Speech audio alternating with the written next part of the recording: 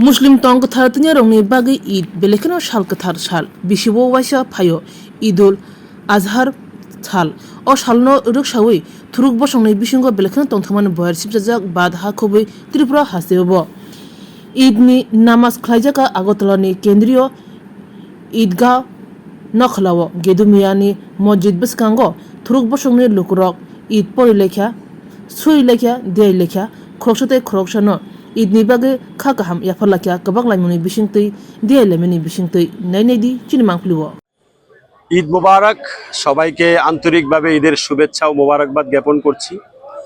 আজকে ঈদুল আজহা বা কুরবানির ঈদ, এটা আজ থেকে প্রায় 5000 বছর পূর্বে হযরতে ইব্রাহিম আলাইহিস সালাম এবং ওনার একমাত্র সন্তান হযরতে ইসমাইল আলাইহিস সালামের মধ্যে এক হৃদয় বিদারক ঘটনাকে কেন্দ্র করে এই কুরবানির প্রথা পৃথিবীতে চলে আসছে।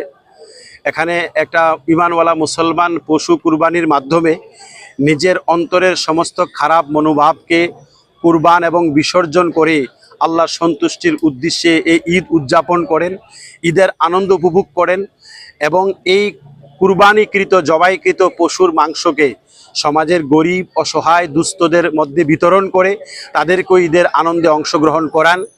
এই কারণে এটাকে ঈদুল আজহা বা কুরবানির ঈদ বলা হয়। এই কুরবানির ঈদের মাধ্যমে যেরকমভাবে একটা খুশির দিক আছে, এরকমভাবে একটা হিউম্যানিটি এবং মানবতারও পাঠ এখানে শেখানো হয়েছে। তাই আজকের এই ঈদুল আজহা বা কুরবানির ঈদের দিনে রাজ্যের এবং রাষ্ট্রের সকল অংশের মানুষদেরকে আন্তরিকভাবে ঈদ মোবারক শুভেচ্ছা অভিনন্দন জ্ঞাপন করছি। রাজ্যের ও রাষ্ট্রের সকল অংশের সকল ধর্মের মানুষের শারীরিক, আর্থিক, মানসিক, সার্বিক শান্তি, সম্প্রীতি ও সৌহার্দ্যের জন্য আন্তরিক কামনা করছি এবং অশুভ শক্তি পতন হোক, শুভ শক্তির উত্থান হোক। এই মহান রাষ্ট্র পৃথিবীর ভৌগোলিক মানচিত্রে মহান একটা অবস্থান প্রতিষ্ঠিত হোক, এটা আল্লাহ তাআলার কাছে বিশেষ প্রার্থনা ও দোয়া করছি। মাওলানা আব্দুর রহমান।